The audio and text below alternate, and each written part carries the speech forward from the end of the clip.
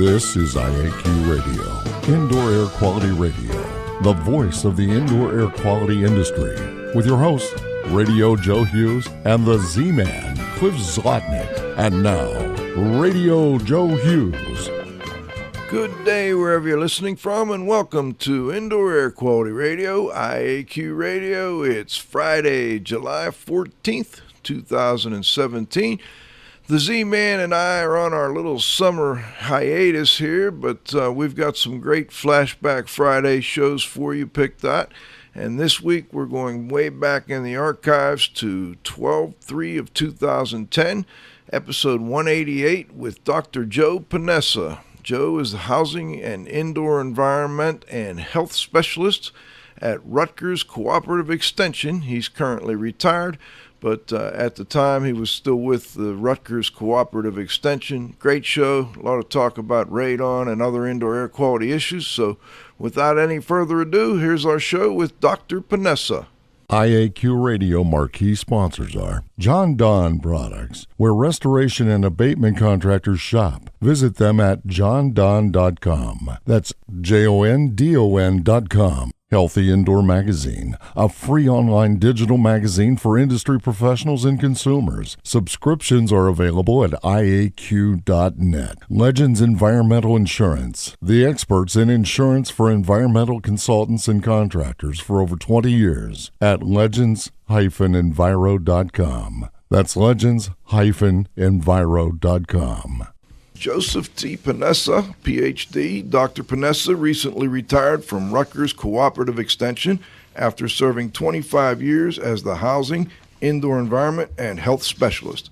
In that position, he worked on curriculum development and outreach education, serving both lay and professional audiences. His areas of specialization included the indoor environment and its impact on health, management of building moisture problems, and building science construction technology. Dr. Ponessa has consulted for the Department of Housing and Urban Development and the Center for Disease Control on housing environmental health issues, and he currently continues to teach a course in building science, moisture management principles for the New Jersey Building Code officials and architects. Dr. Ponessa, do we have you on the line? Yes, we do. Thank you for that neat introduction. That's kind of a first for me. Well, thank you for joining us. We appreciate it. That's a new wave edition. Cliff picks those out special for the guests. Can you tell us a little bit about what your position was at the Rutgers Cooperative Extension? Well, I originally joined there in Cooperative Extension as a housing and energy specialist, and as some of your listeners might know, the Cooperative Extension is an entity in state land-grant universities around the country, which has a mission of doing university outreach to the general population of the state. And as you said in the introduction, my interests kind of evolved over the years, and when I left, I was focused heavily on indoor environmental quality and health issues and building science issues. But when I started the position, it was originally mainly dealing with energy conservation. Now, these cooperative extensions nationwide, I know we've had at least one or maybe two other guests that were somehow involved with a cooperative extension. How common would it be for one of these extensions to have a housing, indoor environment, and health program? Well, it actually has become fairly common, and there are specialists in a number of states around the country, and I just roughed out a list of them prior to the show, and we have really great people in some of the states where we have really great people are New York, Washington State, Nebraska, Alaska, Louisiana, Montana, Alabama, Georgia, North Dakota, Illinois, and Missouri, just to name a few. So those specialists are based at the university, and they support county agents around the state and almost every county in the country who will respond to indoor environmental questions. So there are a lot of people, and maybe a third or half of the states have a real significant expertise on indoor environmental issues in the extension system. So And those range from architecture and engineering to energy issues and indoor environmental issues. I'm just curious, let's say we had someone who had a problem with their home, they couldn't maybe afford to hire a consultant. Do the cooperative extensions provide that type of service, maybe assisting a homeowner with a problem? Well, it varies from state to state, and at the very least, you ought to, such a person ought to be able to get information and very frequently access to publications. And on a national level, we are in the process of populating a big segment in Wikipedia on housing issues, and so far we've completed a section on flood damage and restoration, and we've just launched another section on energy conservation issues in the home. And I can send you information on how to link up with that. But basically, if you call a county agent, there's a good chance that they can link you up with some expertise to deal with the problem. Great. And that's on Wikipedia, you said? Well, those publications that have been launched are on Wikipedia. I don't think that you can easily find them by going into Wikipedia. You have to go in through a cooperative extension link. Okay. Well, maybe you can help us with that later. Yeah. Okay, great. Cliff? Yeah, Doctor, were you interested in indoor environmental quality issues, or were you directed to focus upon these?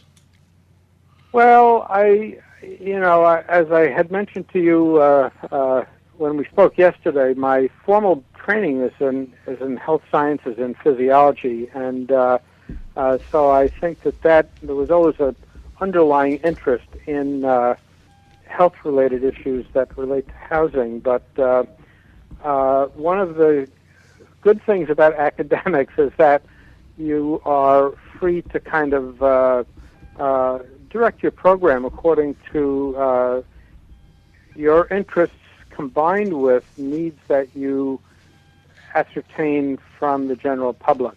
And over the years, those environmental needs have come to the fore.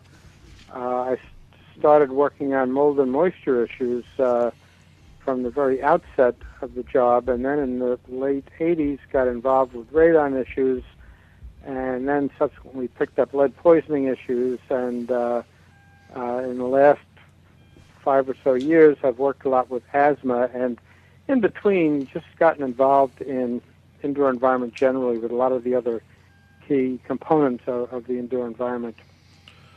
So you started out, were you teaching physiology? I missed that. Were you teaching that somewhere? I had taught physiology in medical school for 12 years and then made a career change, largely because the field that I had chosen, physiology, was undergoing some transformations in a direction that simply didn't excite me that much. And I had written out kind of a blue sky description of what radically different thing I might like to do, and I saw the position announcement for the extension job, and that came very close to my ideal job description. So I've been very happy in that over the last 25 years. Now, I noticed you were part of an editorial review process for a revision. It was, I believe, the 2008 revision of the CDC publication, Healthy Housing Reference Manual. And can you tell us a little bit about this document and what your thoughts are on the value of the document? Well, yeah, this is a really great initiative to develop a housing reference manual which would be targeted mainly at health officials, but also at other building professionals. And the intent, in a very generic sense, was to talk about housing technology in the context of health. And so CDC and HUD got together, and I must say this is a great and perhaps infrequent examples of two federal agencies playing nicely together. And they produced this really, really good manual, and it's available online. Simply Google the title, Healthy Housing Reference Manual, and you can download it, although you have to do that chapter by chapter. And they have a wide range of chapters on basic principles of healthy housing, indoor air pollution, housing structure, and then sections on plumbing and electricity and HVAC. So it's a really, really good integrative resource. And at the risk of being a little long-winded, there is a companion manual called the Healthy Housing Inspection Manual. And this is more of a workbook that provides fairly detailed inspection protocols to evaluate housing in terms of health and safety issues. So those are two really, really good resources. I'm glad you mentioned that. I wasn't aware of that one, and I will put a link on our website to both. I already put a link up to the publication that we mentioned, the first one, Healthy Housing Reference Manual. It's in our references button, and then you go to links, but I will get the other one up there as well. Cliff? Yes, Doctor, we've talked, I guess, on our show a lot about what asthma is and some of the key triggers. We've not spent much time on patient behaviors. Can you go into some detail on that? Yeah, well, I think as with many, many other things, one's perceptions about something really, really govern how one reacts and how one deals with it. And over the years, I've gone to a number of seminars and spoken with a bunch of clinicians about doing asthma outreach and asthma counseling. And we found a number of things that get in the way of proper management of asthma. And the key thing about asthma is that, unlike many other ailments and conditions, asthma management involves knowledge and active participation by the patient. And so this, in some ways, is like diabetes. You have to know what's going on. You have to take an active role in the management of the disease. And this is one of a couple of essential things that have to fall into place to get control of asthma. The overarching concept here is that, according to the National Heart, Lung, and Blood Institute, NHLBI, asthma is a disease that can be managed, and nearly every asthma patient should be able to lead a normal life. And unfortunately, there's a disconnect, and this doesn't always happen. Well, we'll go into a little more detail on that. First, a brief Pittsburgh note for those of you that may, question that people with asthma can lead a normal life and do just about anything. We had a running back on the Pittsburgh Steelers who had asthma, a gentleman by the name of Jerome Bettis, who was either in the Hall or going to the Hall of Fame. I can't remember which. And so it is quite obviously something that can be managed, and we appreciate you bringing that up. I want to talk a little bit more about it. First, I guess my first question would be, we have a lot of people who do indoor environmental, inspections and assessments, and I'm curious what your thoughts are with respect to how important having someone do an assessment of the home environment and or the school environment is in helping with management of asthma issues.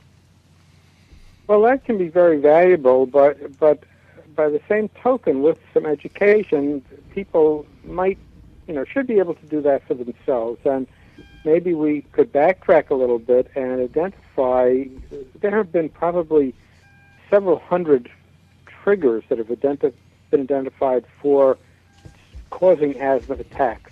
And let me just make a distinction here. Nobody knows exactly why people get asthma, but we have a very good idea of what the triggers for asthma attacks are. And probably the most important asthma trigger is the fecal pellet from the dust mite. So those are the real bad guys, with the provision that in homes with large roach infestations, that is the other major player accounting for a large number of asthma attacks. So those those are the two really big triggers, and I think it's safe to assume that probably every bed is likely to have a dust mite infestation, except maybe in some very dry parts of the country. Isn't the pillow worse than the bed? Well, I'm not sure about that, because one of the asthma docs that I worked with felt that the pillows were not that important, and it was really the mattress and the bedding. And the deal is that the two critical things that mites need to grow, and these are microscopic little critters related to spiders, so they're not insects, they're arachnids. And when I train people to do asthma education, I caution them about this, because you can almost bet that if you call the thing an insect, and there are kids in the audience, some 8 to 10-year-old kid is going to jump and say, no, it's an arachnid, it's not an insect. I've seen it happen, and believe me, you don't want to be one up by a pre-adolescent. Anyway, He's the two smarter critical than a fifth things, grader. yeah. The two critical environmental things they need are moisture, which they can absorb through their skin, and they eat almost exclusively skin flakes. And we shed enough skin flakes, I don't know who calculated this, but we shed enough skin flakes over 24 hours to feed, I think the number is 1,000 dust mites for a month, or some bizarre thing like that. So the bed is hog heaven for dust mites, and managing dust mites in beds is pretty easy, straightforward, in that you put a mattress cover over the mattress, plastic mattress cover, and you launder the bedding weekly in hot water. And that is a major, major step in controlling them in beds.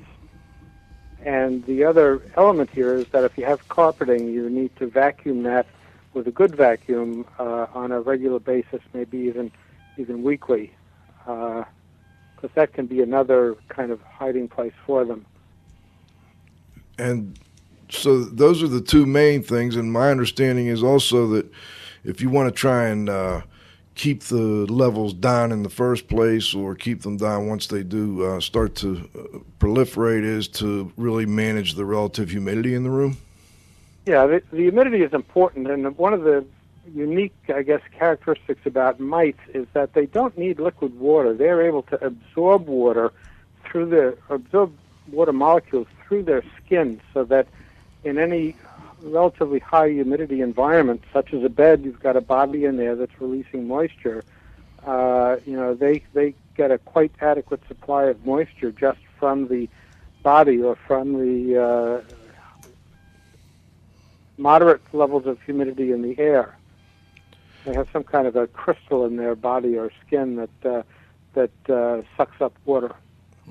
No, with respect to, we talked a little bit about home health assessment, and in some cases that could be done, by a professional, or in some cases the homeowner might be able to figure out some of the issues as well. Let's go into a little bit about the educational aspect, and what are the key topics with respect to education that a person would, try to get through to someone suffering from asthma? Well, people, I think one of the starting points is that people need to learn what their triggers are, and oftentimes they will keep a diary of when they have an asthma episode, and that should help to narrow things down as to what might be causing the attacks.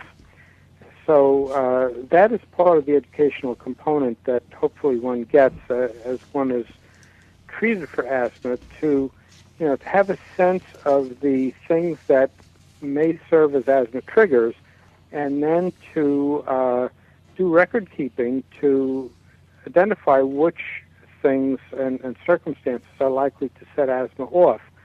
And the perplexing thing about asthma is that probably 2/3 of the triggers are things that are allergens, like mite allergen, dog and cat allergen, roach allergen.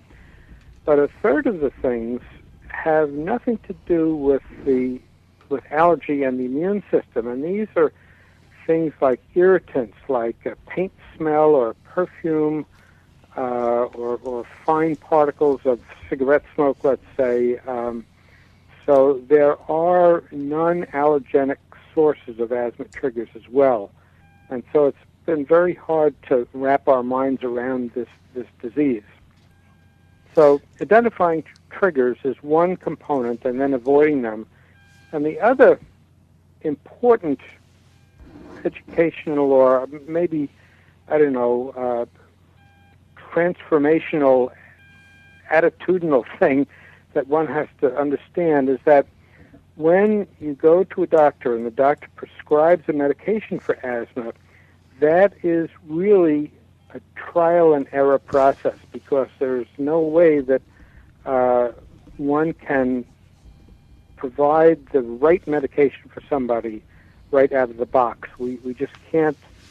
The responses to asthma medications are different among different people. So people getting medicine need to understand that they are starting a trial and error process, and if the medicine does not work after a couple of weeks, they need to go back to the doctor and tell the doctor that it's not working.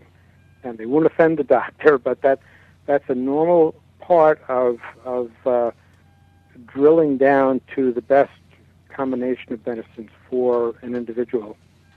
And they may think they would offend the doctor, so I think that's a great point you bring out to really hammer home to them that, if it's not working, you've got to let the doctor know. Cliff had a follow-up on medications. First, I wanted to make a comment, actually. My youngest son, who's 24 years old now, has had asthma.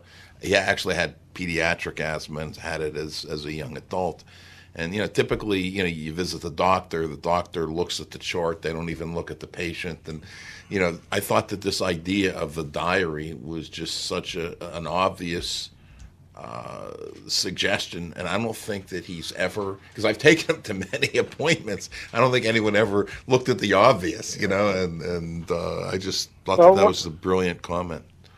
Well, one of the difficult things about asthma education is that some insurance programs, I believe, I'm not certain about this, but some insurance companies, at least several years ago, did not provide a billing code for asthma education. So especially if, there's 20 people backed up in the waiting room, that is not a good setting to get the kind of education you need. And I've also learned that in our part of the country, many practice groups for physicians are 4, 5, 6, 8 people, whereas in some states like California, there may be 40 people in a practice group, and those large groups have the wherewithal to hire nurse educators who the doc can look at a patient and then send the patient out to get a training session from the other health professional. The other aspect of this is that, especially with low-income communities, many of the people, even though they would have access to a primary care physician, don't have one. And the medical care consists of going to the emergency room every time something crops up, and that, again, is not the setting for asthma education.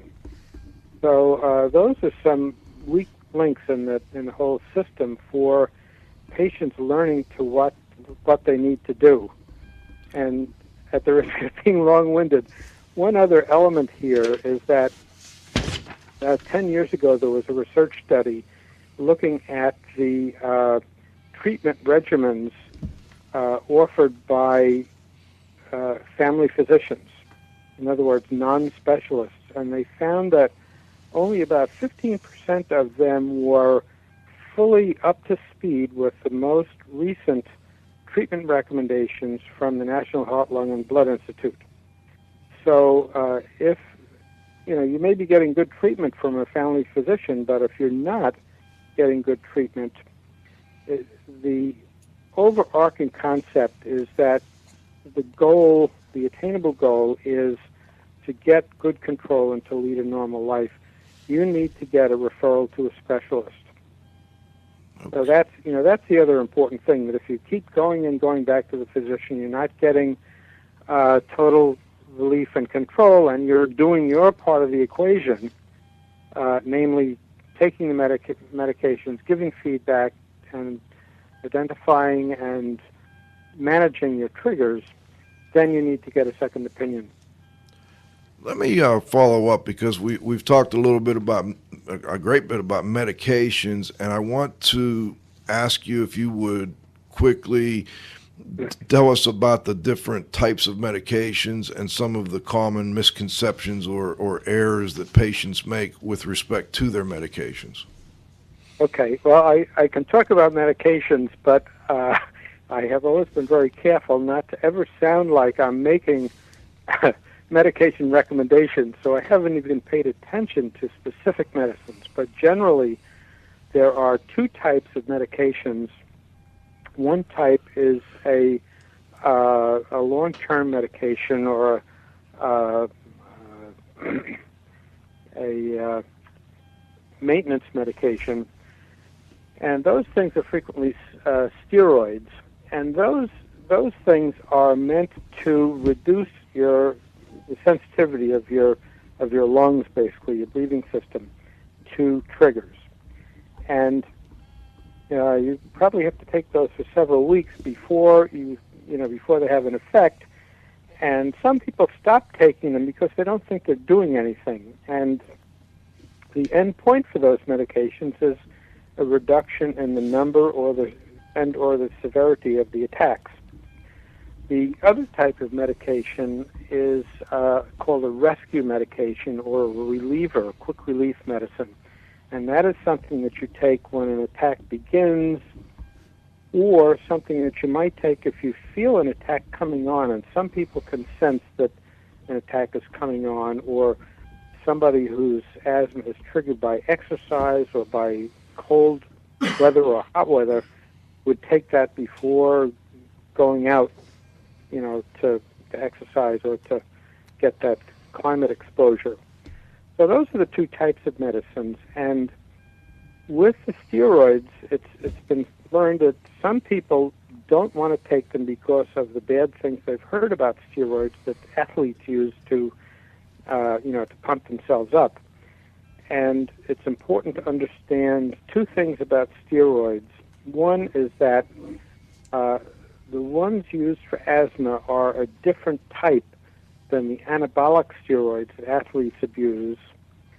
And the other thing is that in most cases, the steroid administration is through an inhaler, so it's shot directly at the organ, and it's usually not given in a whole body dose. So you're taking a smaller dose of a steroid hormone that does not have a lot of strong negative effects. They may have some of these side effects of the athletic steroids, but they're not that type of steroid. And you're usually sending them to a targeted organ in a small dose. So that takes care of one of the misconceptions that gets in the way for a lot of people of taking the medicines. We appreciate that. And also, I have two things I wanted to touch on. One is, I've got a quick text question from a listener. I don't know if you can answer this specifically or not, but let me maybe kind of reword it a little bit. It says, are there any medications being used to successfully treat asthma triggered by environmental chemicals? Are you familiar with any specific medications, or would the steroids also be used for that? No, I really don't know that kind of detail. I would presume that for an acute reaction, the rescue medications are bronchodilators, which cause the muscles on the smaller breathing tubes, which have muscles, to relax. So I would expect that the bronchodilators would take care of an acute reaction to an irritant type chemical. For the long-term maintenance, I really don't know if they have medicines that would address that category of triggers. Okay, well, thank you for that. And we're going to take a short break to thank our sponsors here at halftime, and we'll bring you right back, Dr. Ponessa. IAQ Radio would like to thank our association sponsors: The Indoor Air Quality Association, a nonprofit multidisciplinary organization dedicated to promoting the exchange of indoor environmental information through education and research. Visit them at iaqa.org. Particles Plus. Engineers and manufacturers feature rich particle counters, air quality monitoring, instrumentation, and vacuum pump technology. ParticlesPlus.com. Count on us. Gray Wolf Sensing Solutions, who use advanced sensor software technology and embedded computers to provide superior environmental test instrumentation. Visit them, wolfsense.com. IAQ marquee sponsors are John Donn Products, where restoration and abatement contractors shop. Visit them at johndonn.com. That's JONDON.com. Healthy Indoor Magazine, a free online digital magazine for industry professionals and consumers. Subscriptions are available at IAQ.net. Legends Environmental Insurance, the experts in insurance for environmental consultants and contractors for over 20 years at legends-enviro.com. That's legends-enviro.com. Okay, let's go back to this great interview with Dr. Joseph Ponessa. Dr. Ponessa, do we have you back on the line? Here I am. Okay, great. We were talking a little bit about medications and misconceptions with respect to medications before the break. There's another thing that I noticed in the presentation you sent me that I wanted you to relate to our listeners, and that's with respect to the use of the rapid inhalers for a quick quick fix with respect to someone who's having an attack. What are some of the misconceptions with respect to the use of those? Well, one of the things that happens sometimes is that, especially with kids and teenagers, they are a bit embarrassed to use them, and I think the mindset or the thinking is that if people see that I have to use some medicine to just manage through daily activities or phys ed or playing on a sports team, I'm going to stand out as there's something wrong with me. I'm unusual, and that is one of the factors that plays into the lack of medical compliance of taking the meds that they're supposed to take. And I think that your example of the football player with asthma, and there was an Olympic track star, a woman, Jessie Joyner Kersey, I think it was. Yep. Jackie Joyner Kersey, yeah.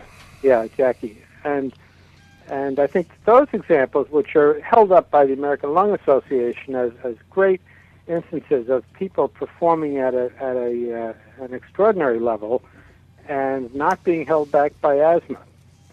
So, I think that kind of thing maybe can help to dispel some of the reluctance that would make a kid feel like there's something wrong with them if they if they're seen having to resort to medicine before they engage in everyday activities.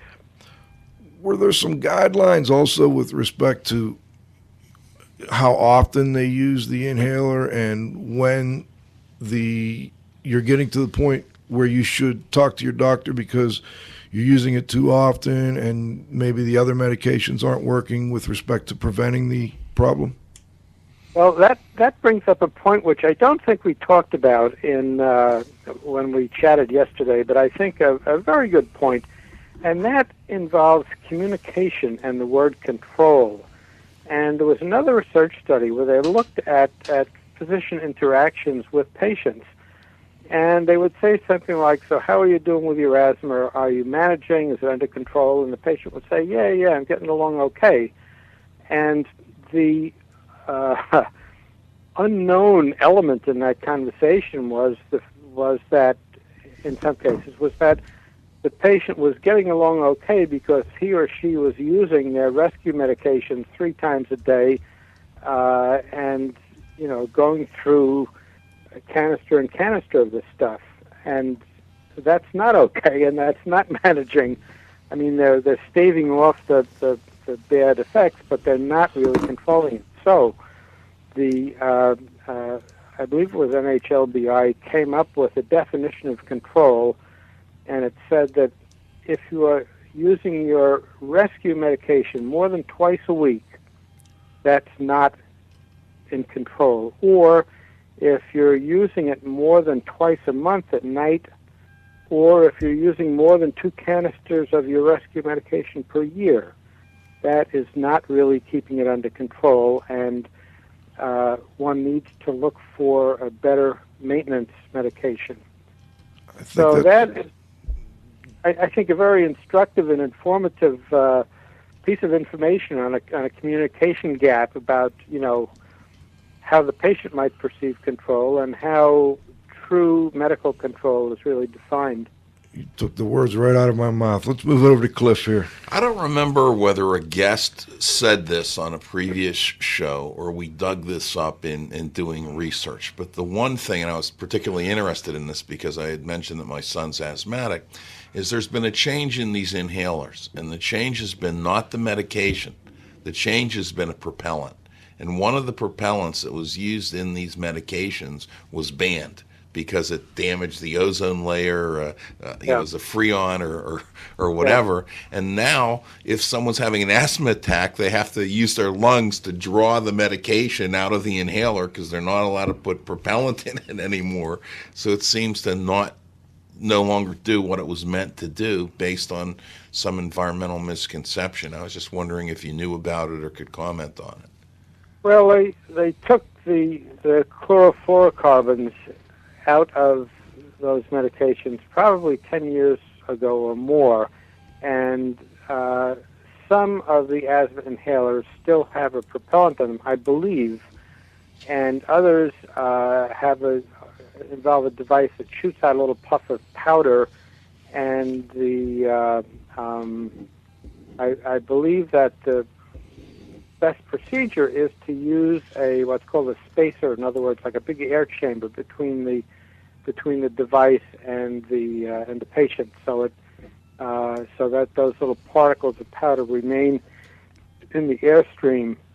Now, so I'm not certain about all of those details, but I'm pretty sure that they still have a propellant in some of the inhalers, and I guess I would say that the main principle here, or the overarching thought or mechanism, is that there needs to be a certain amount of training to make sure that the patient is using the device properly and getting the medication into the airways and the lungs rather than trapping it in the mouth or something like that. So that's another kind of a clinical training issue for patients that are using those inhaled medications.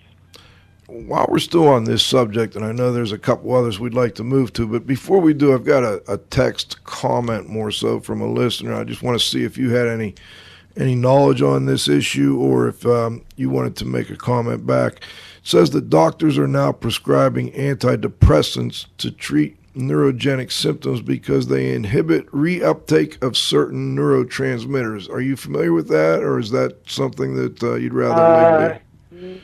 No, I'm not. Is this in the context of asthma? Yes.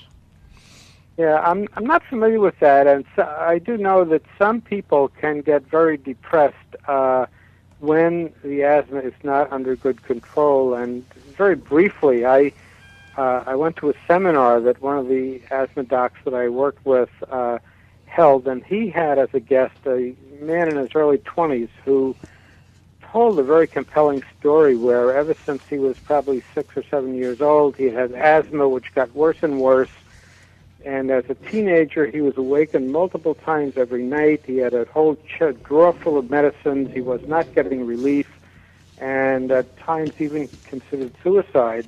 They moved to Arizona. Things didn't get better. He came back to New Jersey, and he went to see this specialist. And within 2 weeks, the guy got his first full night of sleep in many years. And the doc said, I wish I could say I was a miracle worker, but I just applied, some of the up-to-date NHLBI guidelines and tried a couple of meds and found the one that worked for him. And so it sounded like with some just very basic up-to-the-minute care, he fixed this guy's asthma and presumably the depression that went along with the fact that this disease was kind of ruling his life. So I don't know about the current meds that might be combined to do that, but I would hope that those meds would be secondary to intelligent application of the current guidelines for asthma treatment. So, it sounds like I'm bad-mouthing doctors, and I don't mean to do that, but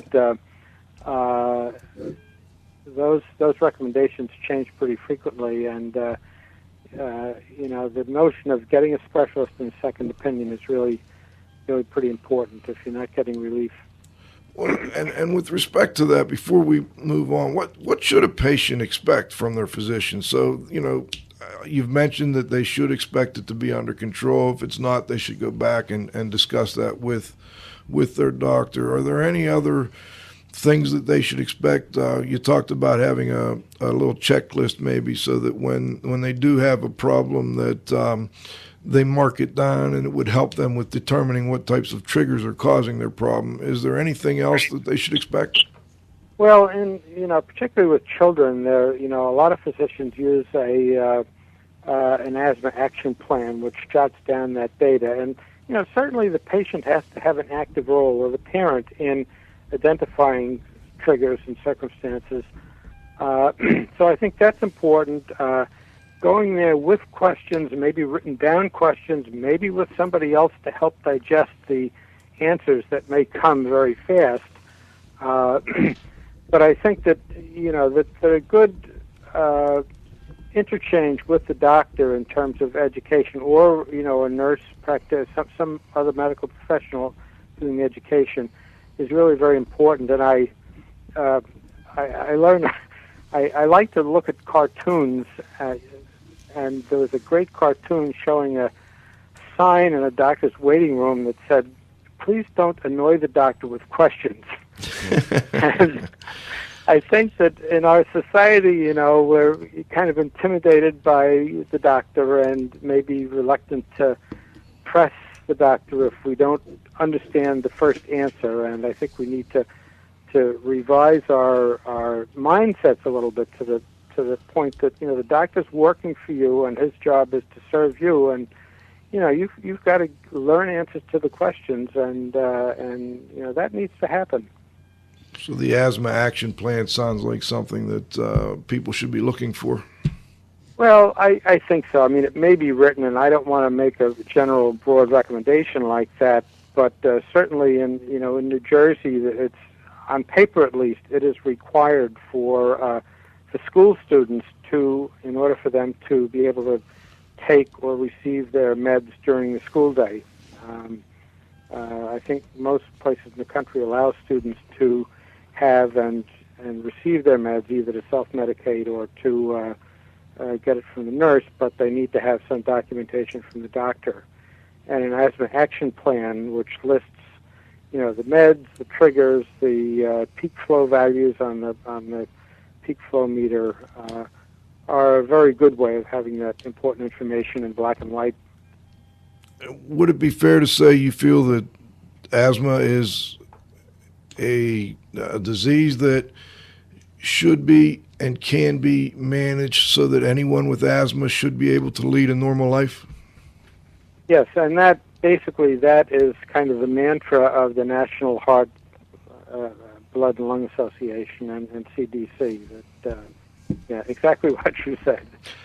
Well, let's move on to indoor environmental quality issues, a little broader subject. When we talked earlier in the week, I got this, you gave me a great overview of some historical perspective, and you've been involved with this issue for a lot longer than I have, and for a lot longer than most, if not all, of our listeners.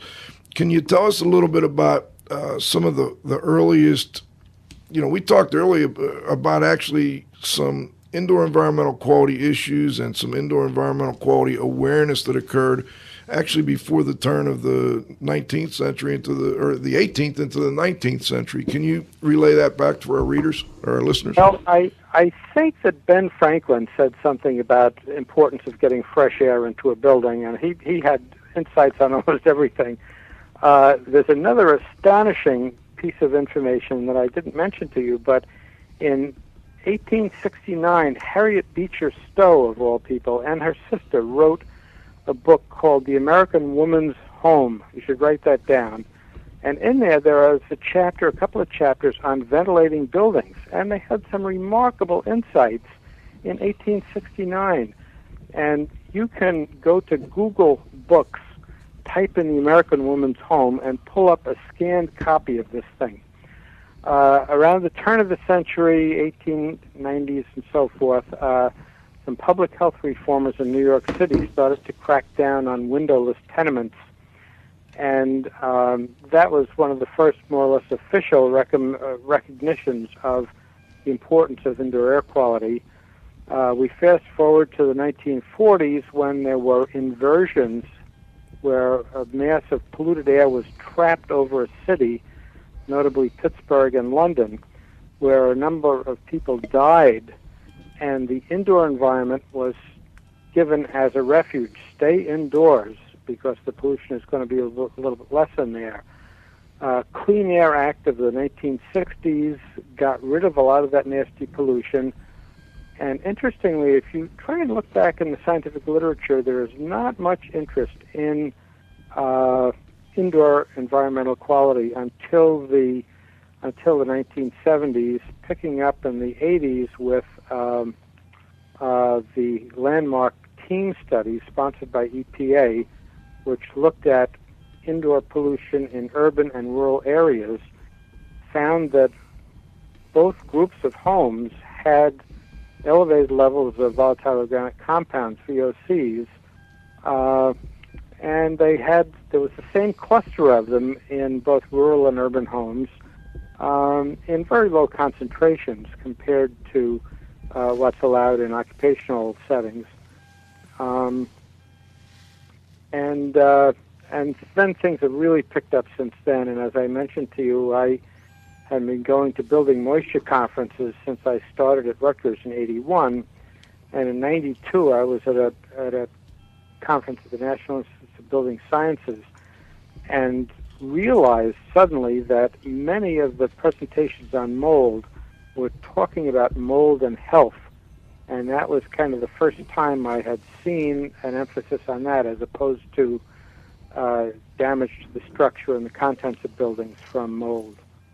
And I think that things have really, really taken off since then, and there's a great deal of concern, largely because, or maybe attached to the fact, that we want to build tighter houses to save energy.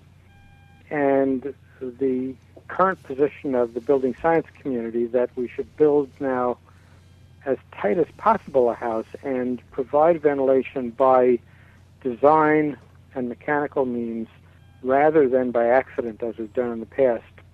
So the notion then is to optimize ventilation to provide a healthy and comfortable building.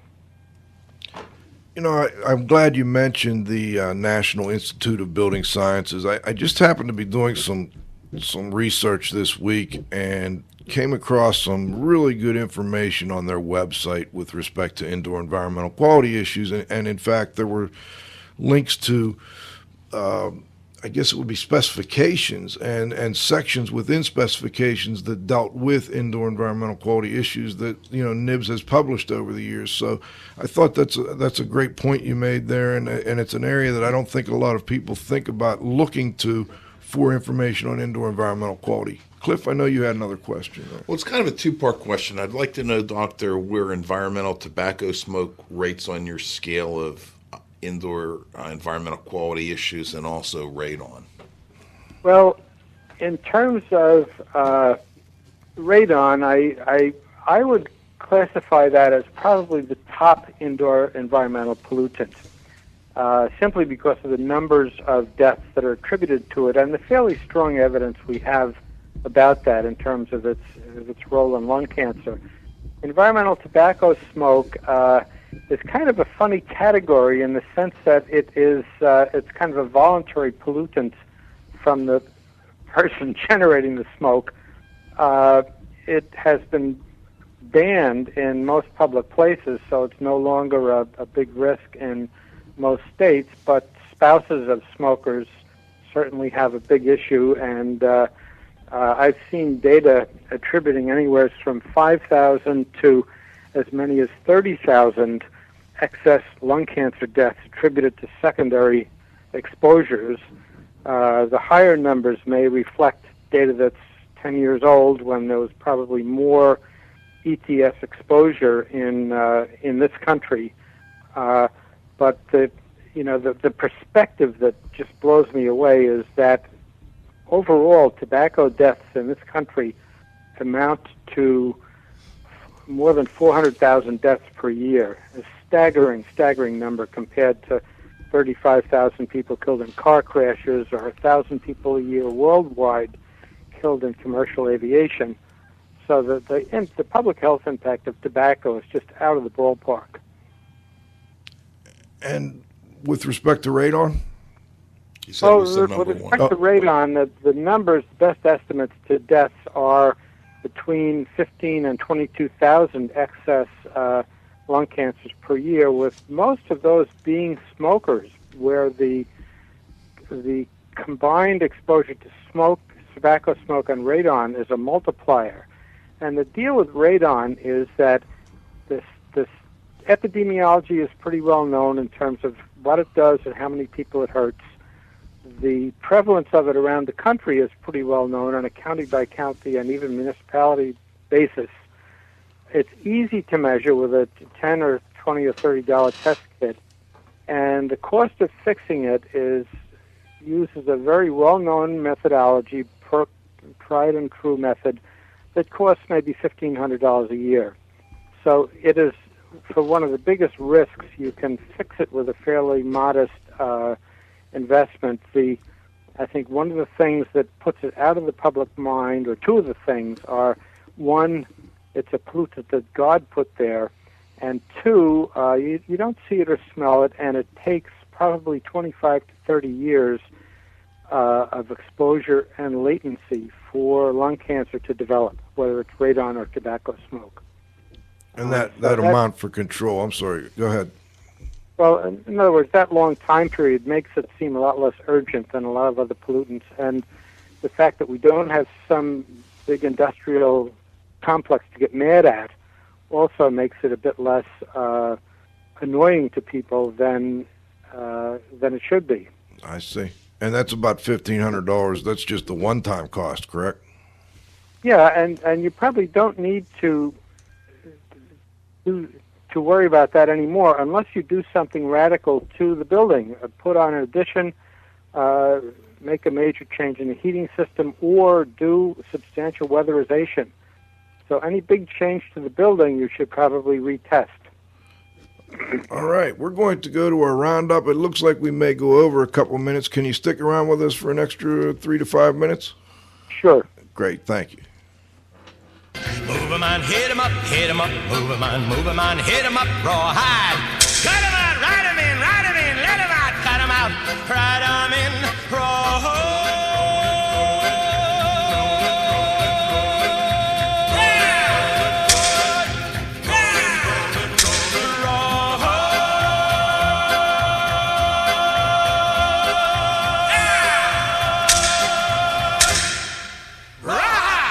All right, let's get Dr. Dietrich Wow here on the line. We've got Dr. Ponessa back on. Let's get Dr. Wow on there. If you could unmute Dieter, thank you. Hello, Dr. Wow. I'm sure you've got a comment. Oh, wait a minute. Yeah, I'm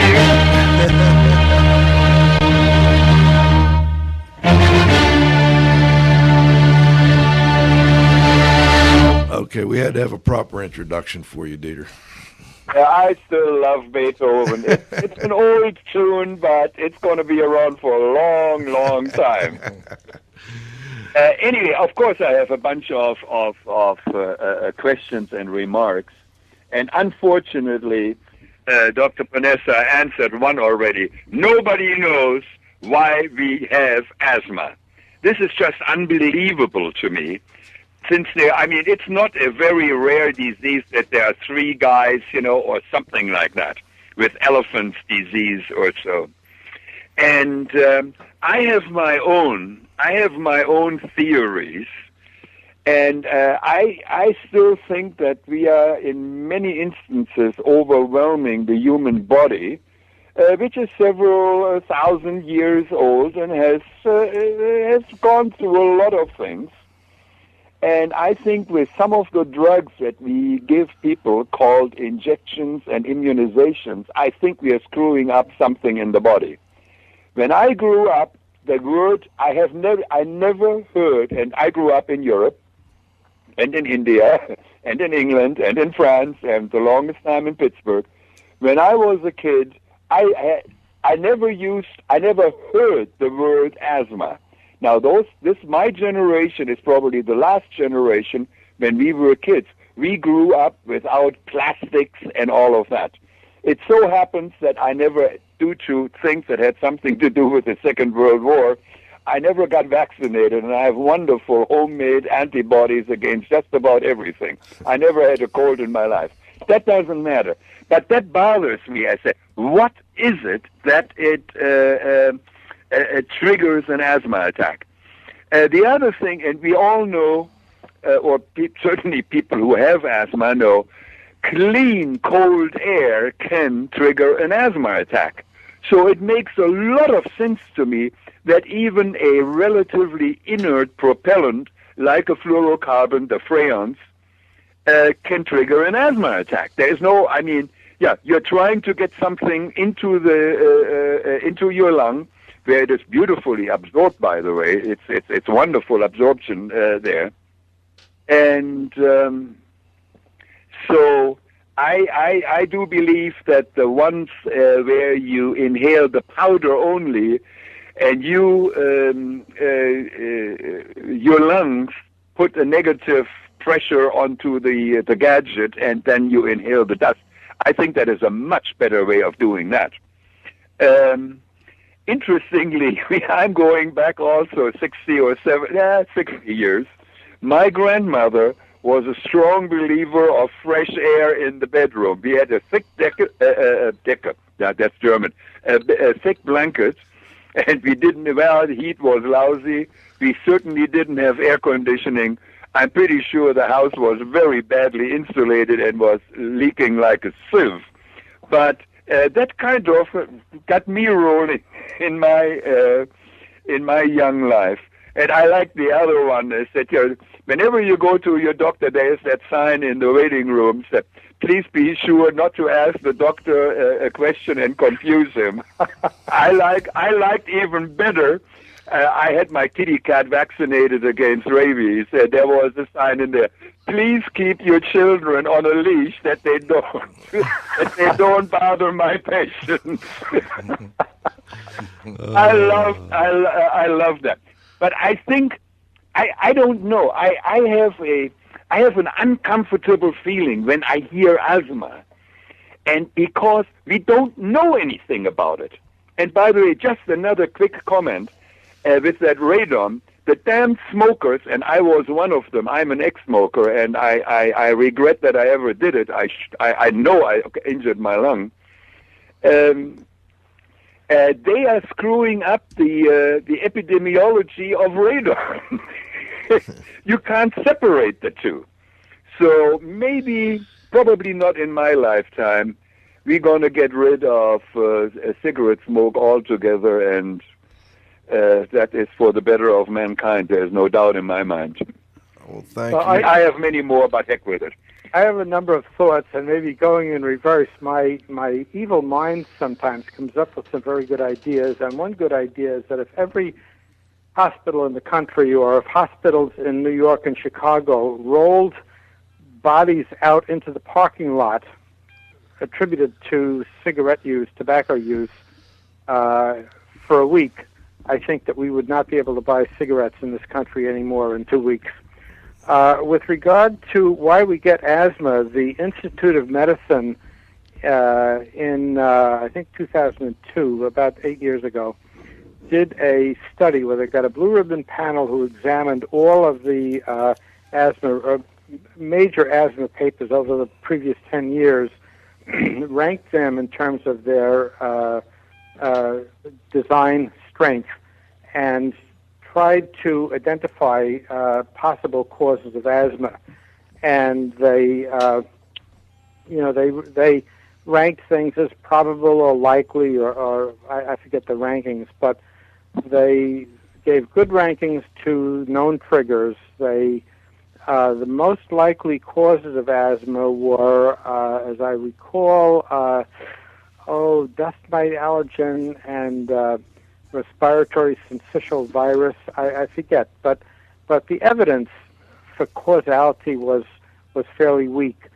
The major element here, one of the major things that I did not mention at all was the so-called hygiene hypothesis, which says that our immune systems require a certain amount of exposure to harmful things in order for us to develop properly the immune system.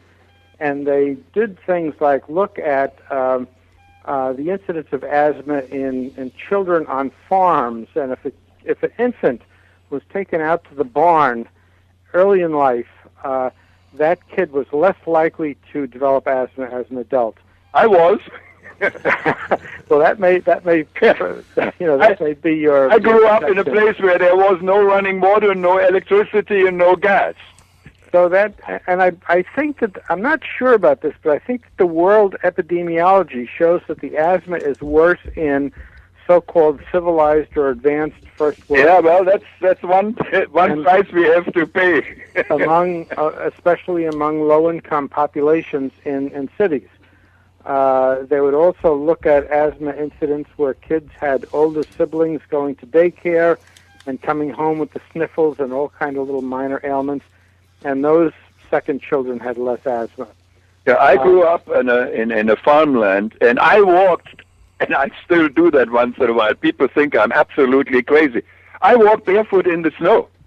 Oh, my Doesn't bother me at all. It helps my circulation at the tender age of 72. And maybe to close with another cartoon, I saw a little sign that said, "We're getting rid of our children. The cat is allergic."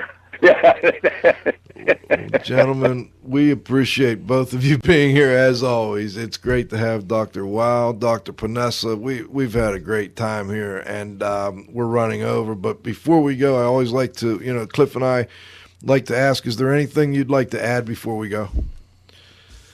Well, I think that, I'm glad you mentioned radon, and in many states or many parts of the country that's off the radar, and yet that is really one of the most important things to attend to, and it's like buying a fire alarm, getting a radon test. You don't expect to have a problem, but if you do have a problem, you really want to get warned for it. You want to get warning about it, and for $20 or $30, you can buy a long-term, a 30 to 90-day radon detector, which gives you a very good picture of what's going on in your own house. And this is especially important in what the EPA calls the Tier 1 communities, the high-risk communities around the country, which EPA has a map of county by county, and usually the state health department or the state radon office or environmental office will have a site devoted to radon. So that's a really big issue, and if you've got a problem, you want to find out about it and fix it. Well, thank you. I just want to thank Dr. Joseph Ponessa for joining us here this week on IAQ Radio. Great interview. We've had some nice comments from listeners already. We do appreciate you being here. Well, I really enjoyed the opportunity. Thanks again. Great talking to you. Okay, before we go, I also want to make sure I thank my co-host, the Z-Man. It was fun, Joe. It was Cliff. a very informative show today. Always a pleasure. Of course, our technical director, Dr. Dietrich Weil, and at the controls, Stone Cold, Austin Novak. But most importantly, of course, you, our growing group of loyal listeners. Please come back and join us next Friday at noon for the next broadcast of IAQ Radio. For IAQ Radio, I'm Spike Reel saying thanks for listening.